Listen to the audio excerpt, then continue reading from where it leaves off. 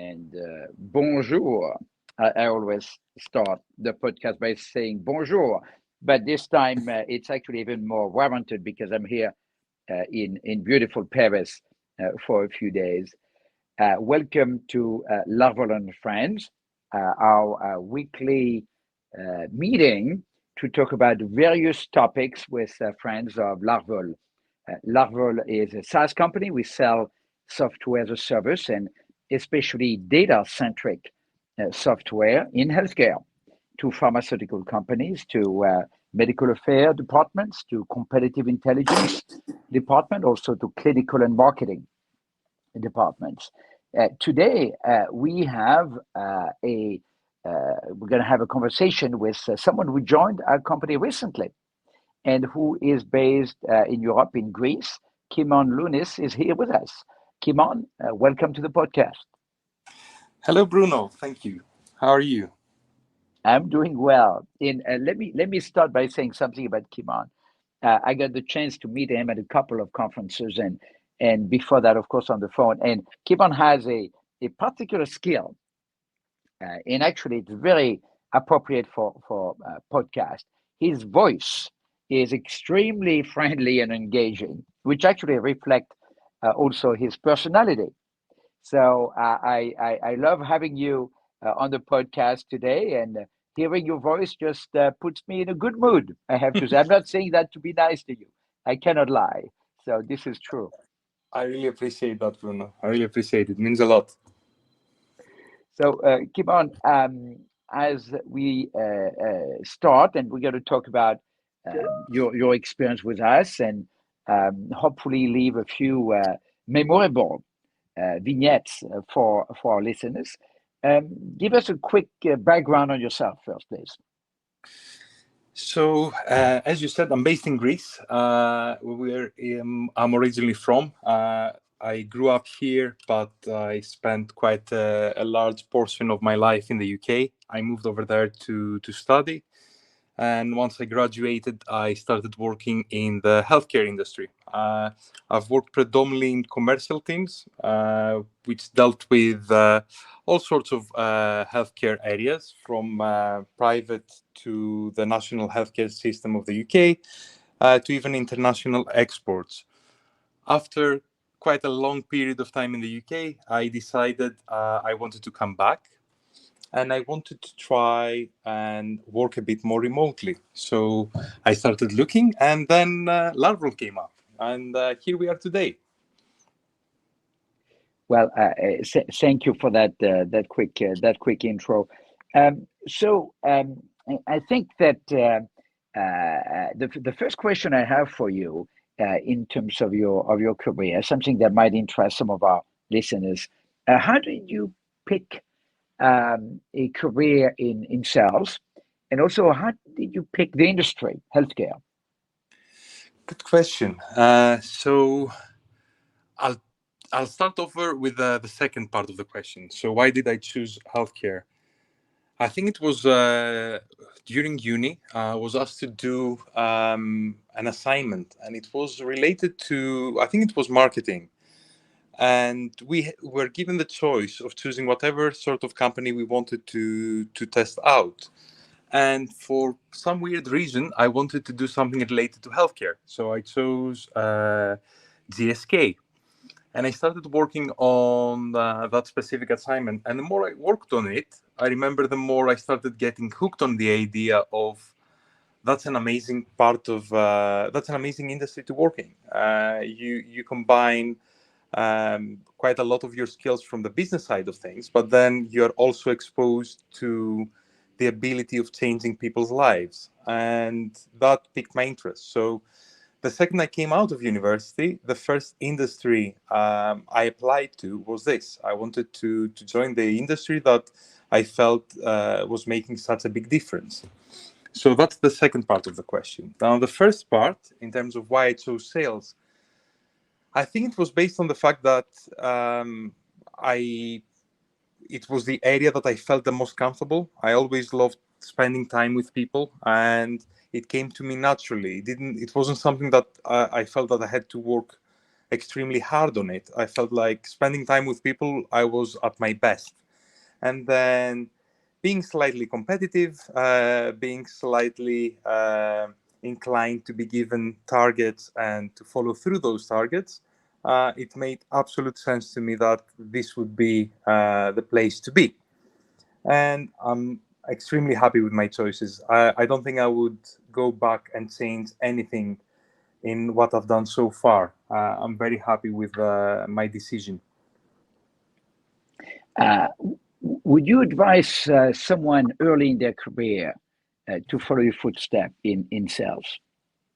And who should and who should not, by the way? Some people might be listening and having that image of salespeople making a ton of money. And it is a well-paid profession because, of course, it is hard, and also because it is measurable, uh, measurably hard. And the output, the impact that someone on the revenue side of a business uh, makes is very concrete. Right? And people in sales essentially are the one who are enable that business to be a growing concern and are ultimately paying for everybody's salary.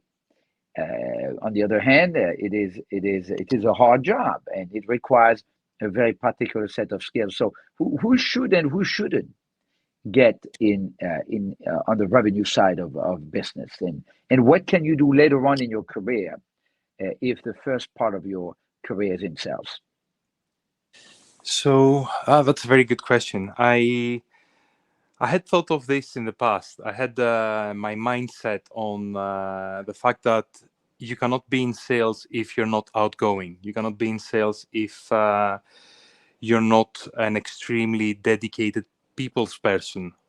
And it took me a while to understand that I wasn't absolutely right. I Through my career, I started realizing that some of the people I worked with were not necessarily sharing the same skill set with me. So I was a lot more outgoing than they were, and I was a lot more approachable, and I enjoyed that part of my job.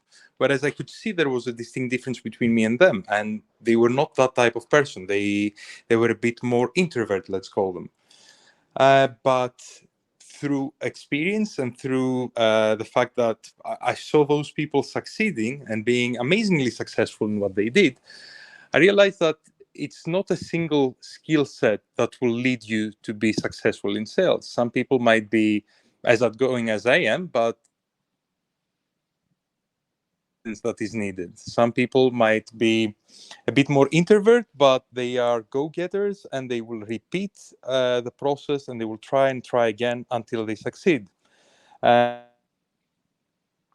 I would find it a bit hard to create a very specific profile for somebody that is successful in sales. And again, the only reason for that is that I've seen so many different personalities.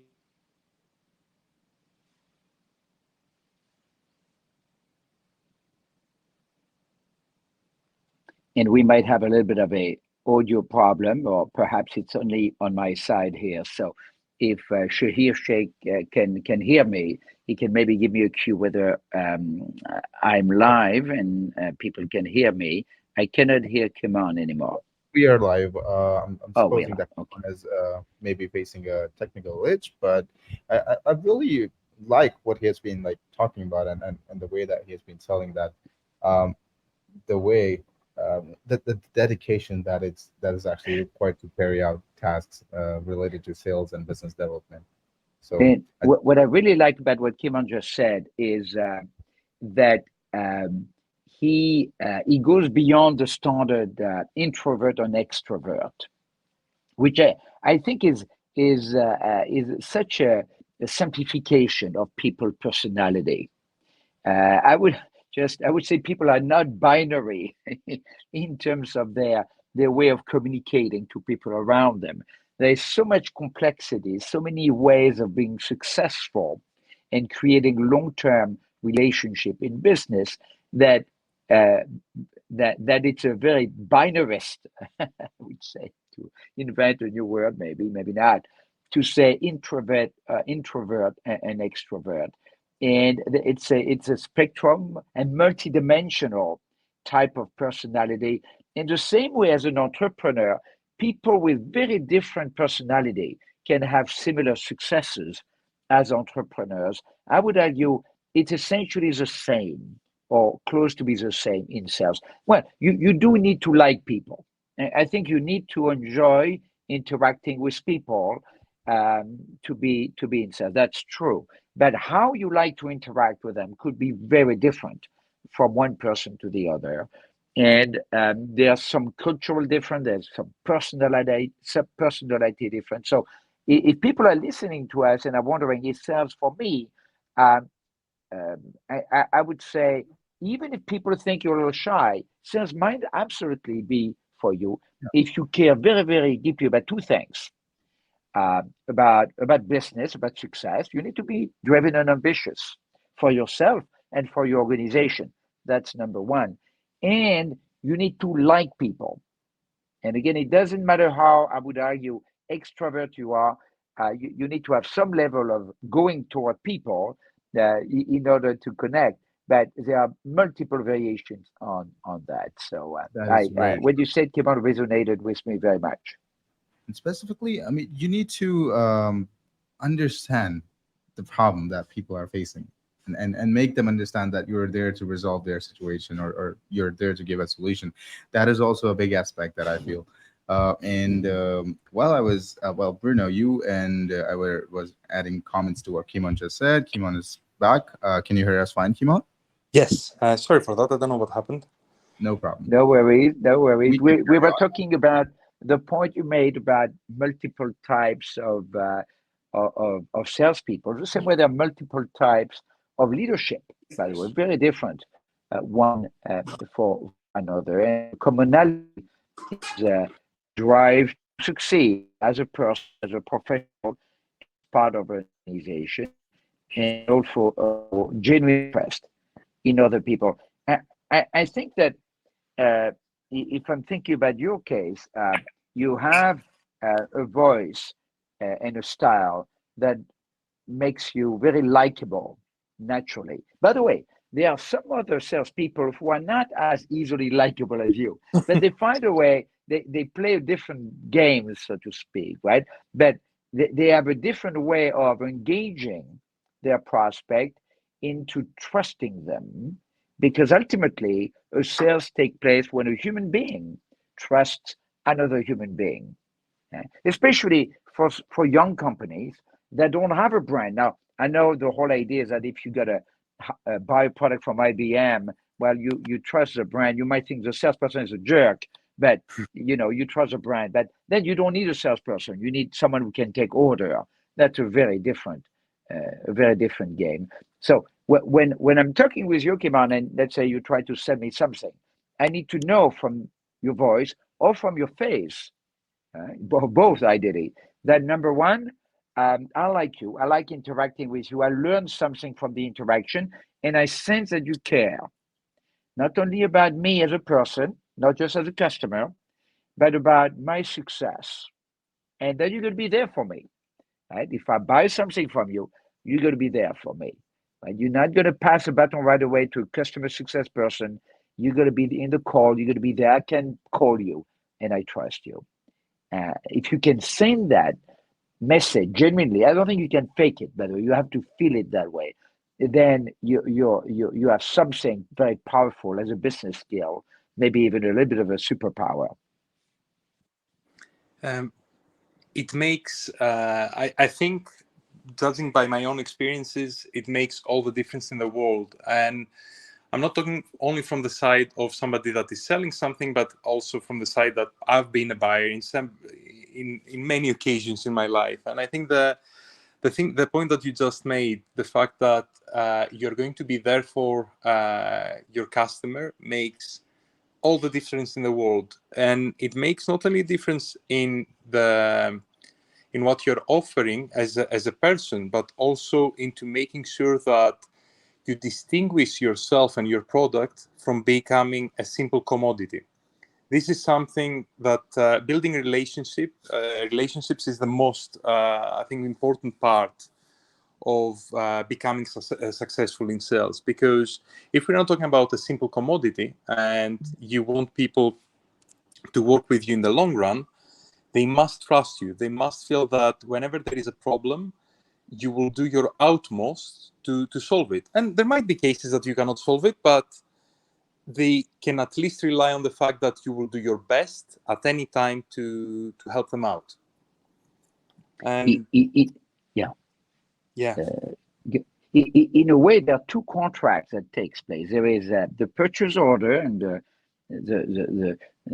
the subscription agreement, or the contract between the two companies, and then there's a contract human to human between you and the person who made the decision on the other side. Right? You're entering a non-legal but very important human to human contract. I'll be there for you. I'll make sure I'm not selling you a bad product. I'll be there for you. I genuinely think that this product is going to help you and your organization. It's a contract. It's a moral, ethical contract that you sign verbally. There's no paperwork with the person you're selling to. Yeah, and I think people should notice that in smaller businesses. I've seen this happen so many times that I'm always impressed. I've been to a few places that you notice that the rest of what you're buying is not the best. It's okay. It's not bad, but it's not something that will make itself stand out. But you realize that the service over there, the person that you go to a small business and there is somebody that is very pleasant.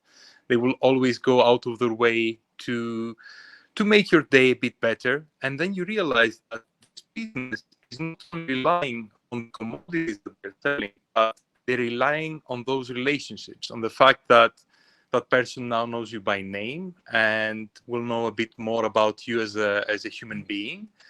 And slowly and steadily, that business is growing. And again, it's not always the fact that they might not even have the best product. In some cases, people buy from people. Otherwise, I think a lot of our doors would be at stake. If the decisions were not made by relationships, then in essence, you could simply create a software, an algorithm that you punch in all the information of what you need, and it would come back with the product that is more suitable to you. But people buy from people, and we want that part of the experience of the relationship. I've got a question for you and for our audience. How do you get people to like you?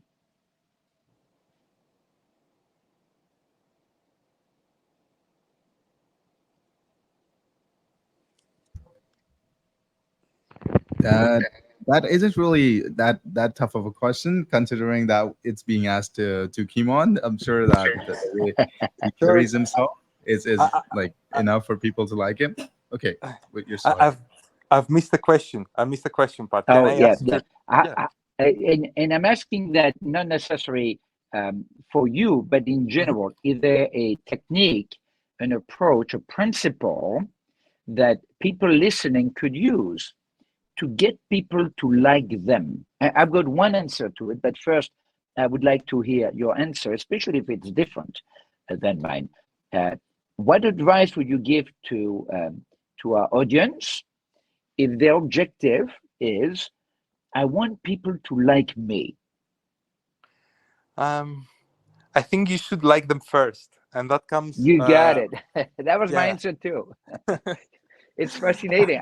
I didn't give you any cue, so it's very powerful because you said exactly what I was about to say. Please explain more. I think it's that feeling you get that you like people, and I think that comes across, and it's extremely hard to fake. It would be, at least for me, I would find it impossible to fake that interest I have in people. I want to learn a bit more about them. I want to hear their story, their experiences, their point of view. And I think that comes across. And even though I'm not saying anything, I think people see that, they can sense that to some extent, and that makes our interaction a lot easier, because you might be talking to somebody that is a bit more introvert, so you need to work with them and see how they prefer to communicate and how they like to interact with people. And I love that part of getting to knowing new people, and getting to know them in a meaningful way. So yeah, I don't think you can fake that. Mm-hmm. So, I mean, I know at the end of the podcast, we always have a takeaway, and so in this case, I'm gonna highlight that the mid podcast takeaway, which I think is so important, and not just in sales, but it essentially any type of human interaction. The the number one factor to have people like you is completely under your control. You just need to like them. Now, of course, Kimon, here's the next question. What if you don't like them? um, I don't think I used to do this. I started doing this a bit later on in life. I think in the past, I think when you're a bit younger, you're a bit more judgmental, or you might be a bit more cautious in some cases.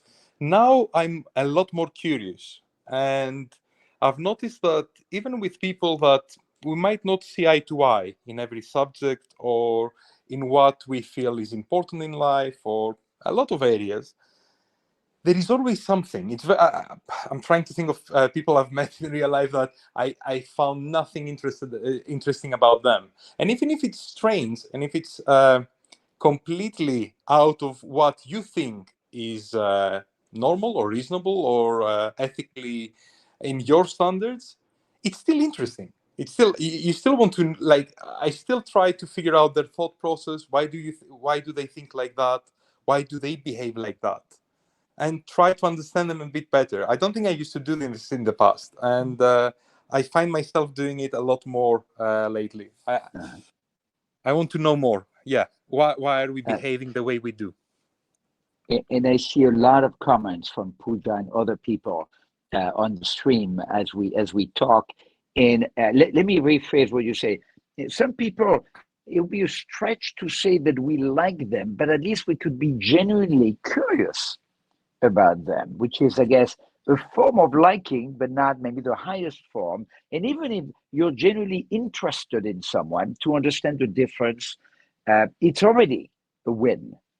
I think that I think you got the whole formula down, Kimon. So now I have one more question regarding sales, which is how do you deal with rejection?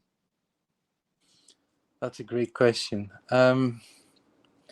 I think the for rejection training, which I think in the I wasn't as happy with.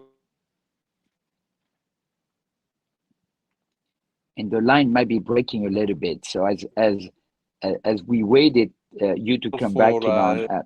Oh, you're back. Go for ahead. rejection. We Sorry. missed a little bit of what you said. At least I did.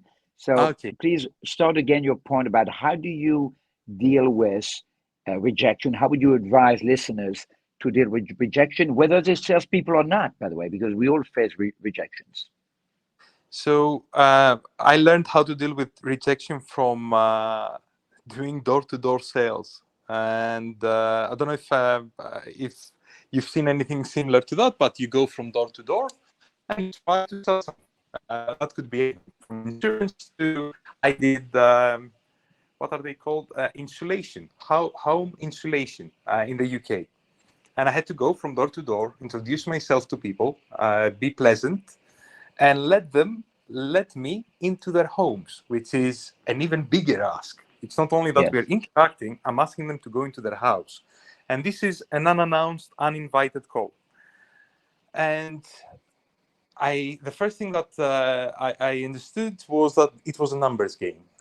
So the more doors you would hit, eventually one of them would be the one that you got to be successful in. But how do you deal with rejection? I think I I'll put it like this: doors in the UK, in houses in the UK, are literally next to one another. There is not even a fence in a lot of them. You simply walk 2 steps and you are now at the next home. And I had to knock on a door. Somebody be extremely upset with me and quite aggressive in some cases. And then 2 seconds later, knock on the next door, smile again, be pleasant, be happy, and try and convince them that this is a solution that would make a difference in their lives. So I think that was a great school, being persistent and understanding also that out of all the doors you don't knock, all of them will be negative. All of them, you will never get a sale out of the doors that you don't knock. So you might as well try and hope that this is the one that works out for you. So you always miss the chances that you don't take. There is a related concept that really talks about the same thing, and it's called in sales the table of no's. So Okay. let's say you have learned that 1 out of 20 doors you knock out, you got to sell something. So then each time you knock on a door, instead of being sad, which would be a natural reaction, you're happy because you got statistically one door closer to the door that says yes. You just don't know which one it is. So that table of no is a concept that I think can help as well. That's a great way of thinking, to turn a negative into a positive and work yourself forward. So, Kimon, we have a couple of minutes left on the podcast, and what I'd like to ask you is for anything we have not discussed, or maybe reiterating one point we have discussed that you think could help either someone in sales who's listening, whether they are in healthcare like Larval or not, by the way, or someone who is not in sales but is interested in what they can learn from the discipline of someone like yourself. Because I like to think about professionals as athletes. They are refining a certain skill in their career. And sometimes they move from one skill to the other as well. But on the revenue side of business, there are certain skills that are developed over the years. And these skills can help people not in sales. I really believe that's the case. And actually, if you look at little kids, some of them, but most of them actually, are amazing salespeople. They can sell. I can think about a lot of situations with my son early in his life, and even now, where they would use all kinds of tricks in the book that would be sales tricks without realizing it. So my question for you is, any advice from an experienced salesperson like yourself that you like to share with our audience in closing? I think the toughest part for me is the fear of rejection. That goes in so many areas of our lives, from trying for a promotion to approaching a new sale, or even approaching somebody that we are interested in. So I think the fear of rejection is something that stops a lot of people from taking that step.